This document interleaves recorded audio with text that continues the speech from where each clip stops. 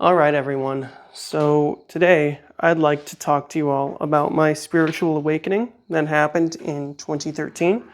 But more specifically, I want to talk about the shift in my mindset from before that to after that. However, before we get to that point, some context, a little bit of history. My brothers and I, we grew up in a traditional household. It's what everyone else would refer to it as. My mom stayed home, my dad worked, and we just didn't have to do chores. My mom, my dad, they didn't believe in making us do chores or anything like that. So, unfortunately, I was the youngest. As we grew up, I just never had to do anything for myself, and that led to me getting complacent and just as I got into my early adulthood, I lacked basic skills that people should have. And it affected me pretty deeply. Additionally, we were raised as God-fearing Christians, basically. So my worldview was we have this infinite creator who created everything, and you live your life as best as you can, believing in Jesus, and then you either go to heaven or you go to hell. And there was no ifs, ands, or buts about it. That's just how it was. So that was my worldview. And I grew up without a lot of skills. When I graduated college, I graduated into the bottoming out of the economy. 2008, end of 2008, beginning 2009, we had a once in a lifetime recession, so to speak. And suddenly everything I went to school for, I couldn't find a job in. I just had to essentially make ends meet by working in a call center.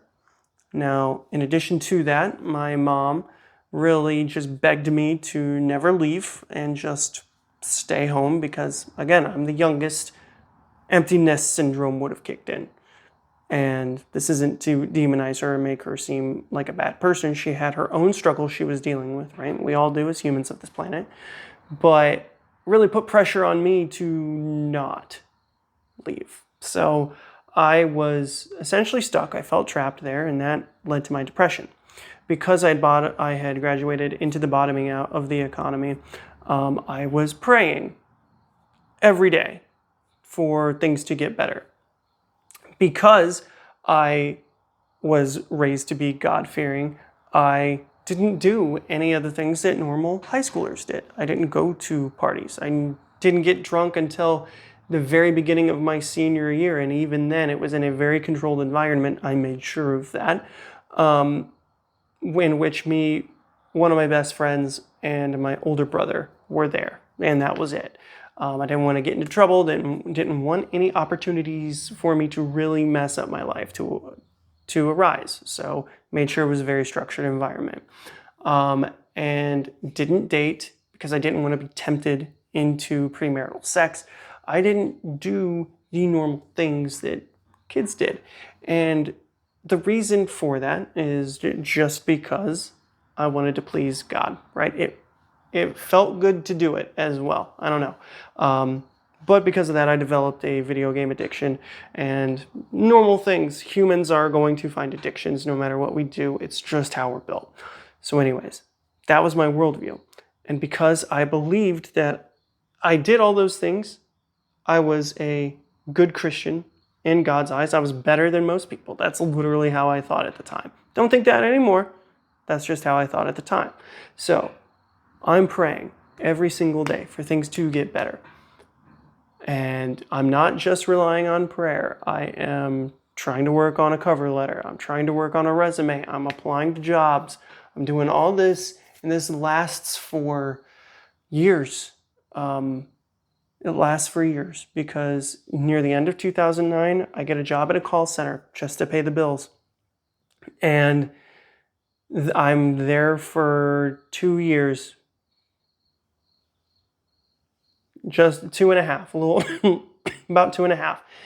And then I'm still there. I cannot get a job to save my life. And through that time frame, because my prayers kept getting unanswered, and because I couldn't move out of my house with my parents, Women didn't want to date me, and I did not blame them for that.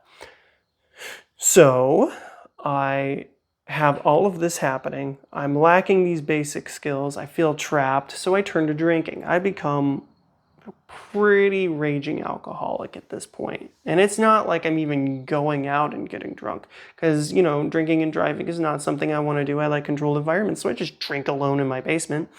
And I just continuously, my mind starts to shift from just praying and keeping faith and having hope to, why is this happening?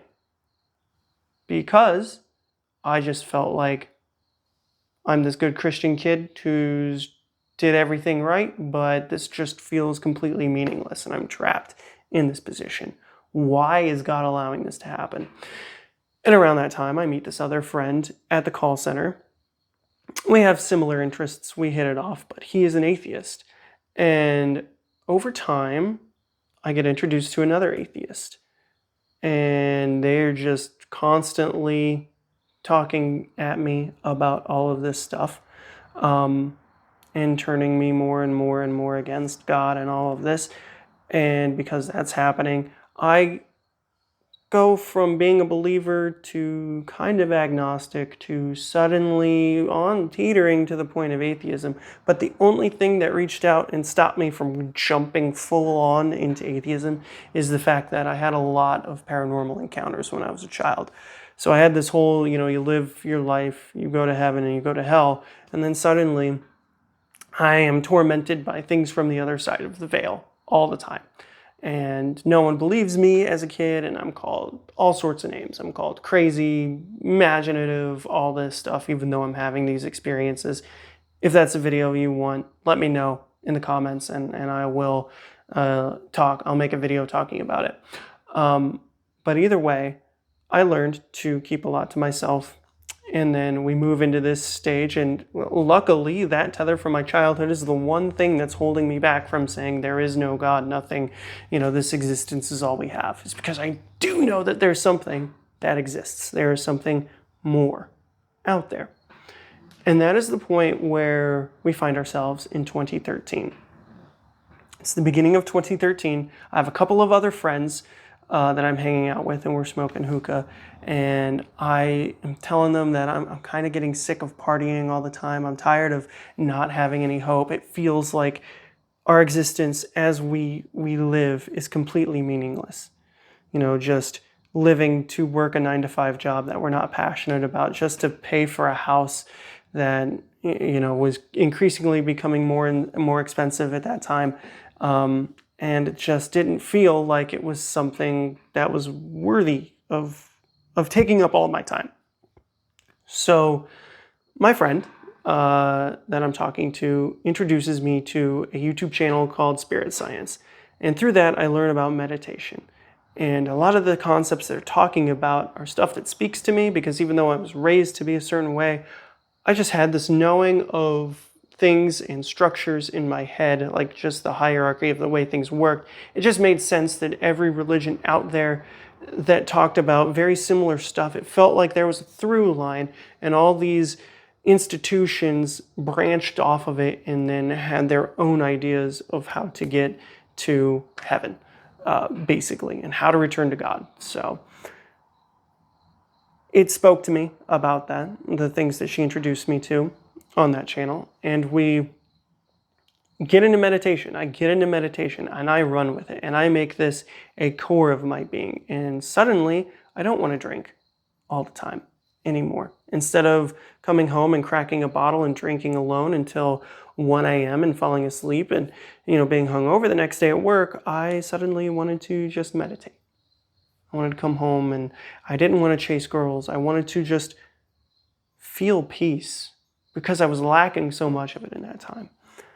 And within a year, my life completely turned around. I didn't want to drink all the time anymore.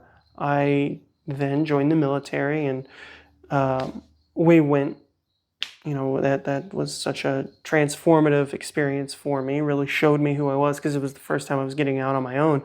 But really, during that time frame, the biggest thing, it was my shift from, God, why is this happening to me, to seeing the world from a different perspective, seeing that we come here to learn lessons, connecting to the real God for the very first time, and feeling this infinite love that, like, it's indescribable, the type of love that you feel when you connect to the actual creator of our universe, of our world, of our planet, of everything you see. The divine creator created that.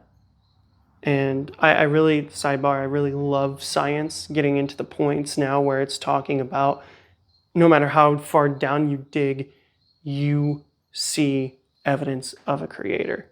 And that to me is what spiritualism is. Spiritualism is the blending of traditionally taught religion with God and the concept of a creator, and us having this harsh human existence and us just trying to get back to God, and the blending of science saying, hey, sometimes our perceptions are not as bad.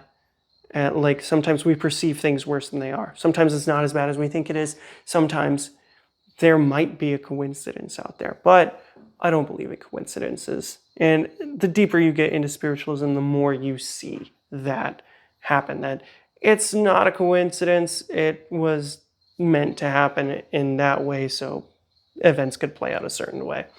It's interesting, and it's not everyone's cup of tea, so I'm going to move on from that. Anyways, back to the story. My mentality shifted from, God, why is this happening to me, and blaming my parents for all of my problems, to then taking something that was foreign to me, accountability for my life, and suddenly being like, I can change this. I have the ability to change it. So I went from, God, why is this happening to me, to what can I learn from this? So every challenge that I got to, instead of breaking down and shutting down and being like, I don't want to deal with this, God, why are you doing this to me? I was like, all right, how can I overcome it? What can I learn from this, and how can I overcome it? And that is the basic tools that spiritualism taught me and changed from me. And it made me change my mind from God as this authoritarian figure who is bloodthirsty and wanting me to suffer, just so that way I can obey him in a very specific way, to this being of infinite love that has us come here to learn these lessons, so that way we can understand, we can learn to appreciate that infinite love more by the illusion of disconnection and separation. It's actually quite interesting. And the more that I go on, and the more that I listen to certain preachers who just go Bible first, they're getting to those concepts. They're digging deeper, and I do see parallels. I listen to everything, and when I see just that parallel, that crossing, that where they both cross, I'm like, that's truth. That's where you find truth in. And for anyone who's out there saying like, oh, you're going to be deceived in this, and when you meditate, you're letting in entities, I've never been able to be taken over, because you can only be taken over if you give permission. And even then, the best way to test a spirit is to say, to make them admit that Jesus is Lord, and that's been the most effective method that I found. And you have to make them say it. They can't just be like, yes, I am the Lord, or whatever. You have to make them say Jesus is Lord, because there's power in the name. And if they can't say the name, then you know that they are a trickster spirit, and they are there to try to dominate and deceive you. Basically, you're your own person. Do not let anything try to take over, because anything that would try to take you over is not here for you. Spirits will offer help. And they won't put any terms or conditions on that. So that's just another way to look at it. But either way, that transition is one that I feel like could benefit a lot of people on this planet. A lot of humanity could benefit from that. So I just wanted to come on here, talk about that, and say that that's what spirituality, spiritualism, whatever, did for me. And that's why I hold it to such a high value that I do. And that's why no matter what happens, no matter what part of my journey I'm on, I always refer to myself as spiritual. I'm not religious, I'm spiritual, because I believe in God. I commune with God on the daily. I feel God's infinite love. I know we're good. He and I, we're good. And what anyone else has to say is their own thing, right? It's their own thing. Doesn't have anything to do with me. But if there's someone I can sit there and learn from, I'll absolutely open my ears and learn from it. But ultimately, what I want everyone watching this video to know is that there is hope. There's always hope, because you're not alone. You're never alone. There are negative entities out there, sure, but there are also endless waves of positive beings that want nothing but the best for you and want your life to be better. And I mean, ultimately, we're destined to go back to God. So there is hope. And perhaps that shift in perspective could help you as much as it helped me. I don't know.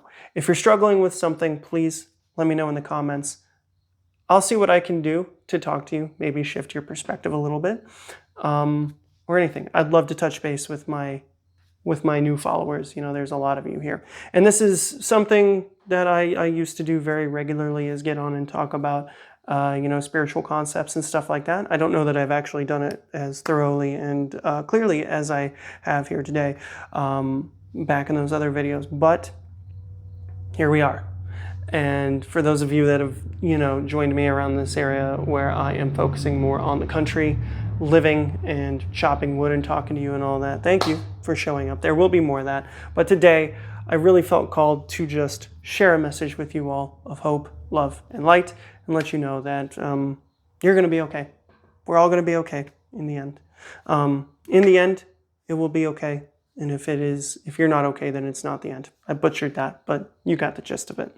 Anyways, if you like this, please like, subscribe. Let me know in the comments if there's anything else that you would like to hear from me, or let's start a dialogue, something along those lines. Because I'm not on any social media, unfortunately. I took my attention back, and I might do a video more tailored to social media and the benefits of getting off of it. Anyways, thank you so much for watching if you've watched this far. And guys, until the next time, my name is Ken, and I'll see you then.